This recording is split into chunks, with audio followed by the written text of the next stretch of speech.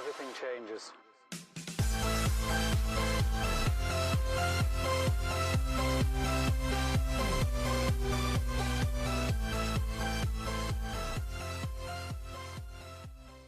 Hey, good evening everybody. Welcome into the channel. Today is Sunday. It's January the 10th, 2021.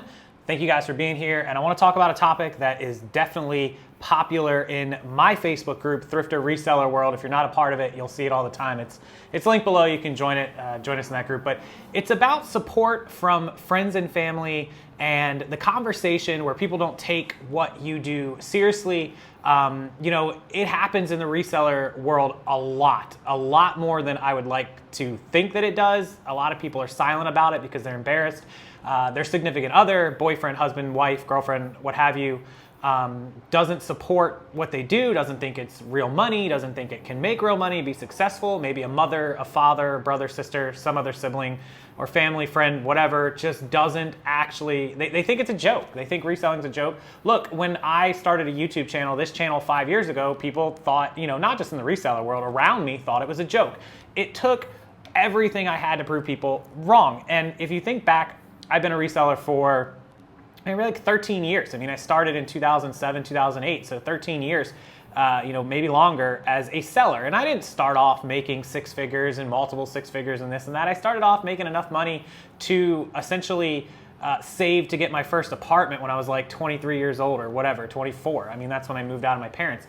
And that's all the money I made. You know, I was like, I just want to make $2,000 or $3,000 a month so I can get an apartment and have a little car payment and this and that. And I did. And it took building this up over the last 13 years to where I am now, to where people don't even question it. Even as recently as 5 years ago when I started this YouTube channel, people questioned whether what I did was just, you know, I was making a living and paying the bills and getting lucky or this or that. They still questioned it. Now, nobody questions it unless they're just trolling or something. But there's a lot of you out there that have just begun your journey and have just started making a few dollars or haven't even made any money yet, and you're about to.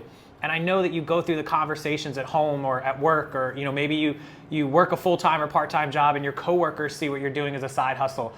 Some of you are even embarrassed to post about it on Instagram or Twitter or Facebook or wherever you are in the social media world, because you're afraid of what your friends and family or coworkers or colleagues or peers will say about it. You want to have a social media account. Look, all of us use social media that are sellers or YouTubers or affiliates because it's a support to the business. It helps make more money. So it's super important that you are on these platforms. But a lot of you won't take that step to do it because people will shame you into, you know, it's not a real job. You should get a real job. You should do this. You should do that.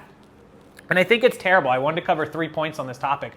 One, I wanted to hear all of your guys' stories and things that you've encountered in what I'm talking about here on this subject. I want you to comment down below and tell me, what have you had to deal with? Have you proven people wrong? Do you need help with that? I want you to be able to communicate and get help from other people that have been there, that have done it. I have been there. It literally took me buying cars and houses and paying bills and lending people money for them to realize, oh snap, like this is no joke. Literally, I had people who questioned me come back to me to borrow money down the road. Hello? You know, and I don't mean money like investments in business, because there's some of you I'm invested in your businesses right now. I love you. That you aren't the people that I'm talking about. I'm talking about the people that couldn't pay their rent that had to come to me to borrow money. Those people doubted, and the only way I was able to prove it was to, you know, show them. It was, you can't tell people anything. You have to show people. You have to, you know, we live in the world of, you know, if I don't see that you have cars and houses and money and vacations, then you aren't doing it. And even then, people just say, oh, you rent it, you do this, you do that, whatever, blah, blah, blah. You have to like prove that. It's insane. So a lot of people always ask me, like, why do I buy expensive cars? People know I do. And it wasn't necessarily because, you know, I love cars. That's first and foremost. I absolutely love cars. But it was also because it was kind of my way of proving people wrong. And it didn't matter if it was a car or a watch or, you know, a house or whatever it was. It didn't necessarily have to be one item. It was just I had a need to prove people wrong because they always told me it couldn't be done. Working for yourself, working online could not be done. And they're so far from the truth. It's just, it drove me nuts. And I was like, I'm going to prove them wrong. And so that's what I did. And I want you guys to share those stories down below. So that's number one. Number Two is when this happens, what is the best way to handle it? Because you're not just going to go overnight making money. So if you had to ask me, how would I respond to friends and families? What did I do back then? Well, I always told them, I said, look, if I'm not coming to you to borrow money and I'm paying my bills and everything is good, number one, why do you care? It's not really your business, right? But even if you do, let's just get past it's not their business.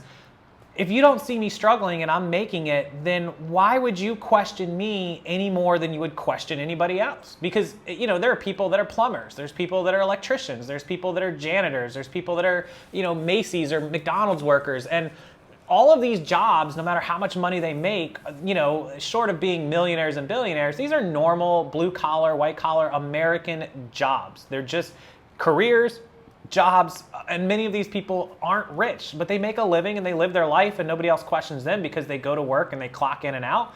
But yet we're going to get questioned because we sit at home and people see it as, oh, you're not actually going somewhere, you're not doing something, you're just lazy, you're laying on the couch. So my answer to those people are, it doesn't matter how the money gets in the bank account. It doesn't matter where I do the job from. It doesn't matter whether it's at an office or at a store or at my house. And thankfully, I can't say there's much to be thankful for in 2020 or the pandemic thing, but because we were all, or a vast majority of us, forced to work from home, the stigma, I think, of people being self-employed, working remotely, virtually, at home, on the office, on Zoom, has actually become more of a norm. It should have been before, because we're in the age of technology. You can make a living without ever getting out of bed. I do it all the time, right? I'm not gonna lie, I lay in bed some days. I just don't feel like doing anything, but you know what? I'm still making money. There's stock traders that sit at their phone all day in a desk and never move. My friend Drive Time with Dave, yeah, he owns a big business and he goes to the office, but he also has a day trading stock business that makes multiple six figures off of $300,000 and $400,000 trading stocks every year, and he doesn't have to leave his little desk that's in the side of his bedroom. So it can be done, and it's a new norm, and thankfully 2020 gave us that, where people now don't look down upon you for sitting on the couch in your pajamas all day making a living. So that's kind of the second part, where that's how I would respond to people and say, look, just because I'm at home doesn't mean that I'm not doing stuff and I'm not making moves and making money. So keep that in mind. And then the third thing that I would say to everyone is the world, and it goes off of the second one, the world has kind of changed. Those hardworking manual labor, blue collar jobs are still very necessary. We need plumbers, we need electricians, we need people that build houses and fix things and do things, and railroads and planes and mechanics and all those things, and that's great. And it's, I don't at all ever take those people for granted, because they're jobs that I just chose not to do. My family is in the military. My father, my brother, most of my immediate relatives' family have at one time or another served in the military. They've done manual labor. My dad was a contractor after his time in the military. And, he was in the Marines and the Army, and my brother went the Air Force route. It just wasn't me. It wasn't the choice that I wanted to make. I always wanted to work for myself. Not because I had anything against what they did or because the money or anything like that. Obviously, I wanted to make more money than what our military makes. I think our military is paid crap, and it sucks. But our teachers are paid like crap, and it sucks. And our firefighters and police officers and all the people that do crazy jobs are paid like crap. And so that was kind of number one. If I'm going to do a job that is dangerous or hard or whatever, I'd rather be paid more, right? Like, that's not fair that they do the hardest jobs, but they're paid like crap. So I figured, why not do something that's going to make myself and give myself the opportunity to make much better money than those, and work smarter, not harder. So that's kind of the third side to it. I had always thought of, I'll go down in a blaze of glory and die trying, and at least know that I gave myself that chance, rather than just jumping into something where, when you're a military person, your pay is basically what they determine it is. It's really, you can get promotions and move up, but you're limited, right? You're limited in a lot of jobs. Teachers are never going to make $300,000 a year. I mean, I'm sure there's some Harvard College professors that might do it, but you get what I'm saying. Mostly they're just underpaid, and I never wanted to be in that situation where it just wasn't a possibility. So that's kind of the third side when I present this to you guys, is don't give up on the self-employed line of work, is prove people wrong. ask people, flip the script on people. Why is it okay to question me but not question somebody who works at, $8 an hour, $10 an hour job in a mall who just obviously has no ambition or just doesn't know what to do? Why am I getting questioned? Why not question them? How does it matter how the money comes in, right?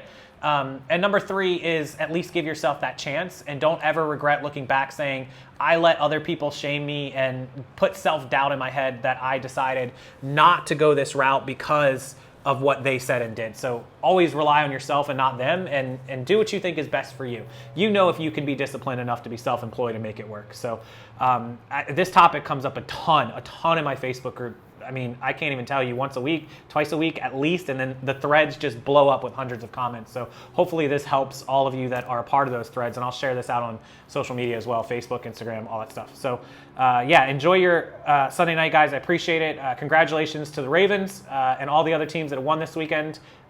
Let's go Baltimore, round 2, and hopefully some of you are watching football. Also, a lot of you posting in the groups that you still don't know about inventory tracking, sales profits. You're scrambling to get your tax numbers ready. I go through this every year. Please consider my Reseller Genie. Fantastic program for resellers. They will help you with tracking sales and profits, your expenses and deductions, and inventory. It can track every single piece of your items for inventory.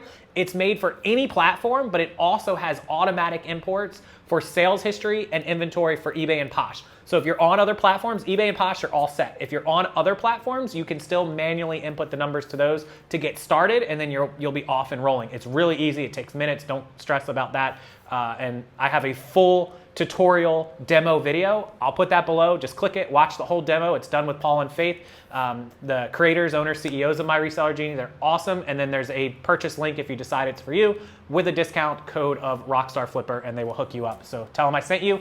And if you need anything else beyond then, just email me rockstarflipper@gmail.com. As always, thank you so much. Hit that like button if this video helps you out, inspires you, and gets you rolling. Subscribe to the channel and turn the bell on. You won't miss any other videos. And for all my links to the website, to everything that you need, it's below in the description box. Press see more, and you can visit everything that I talk about here. Thank you, guys. I'll see you next time.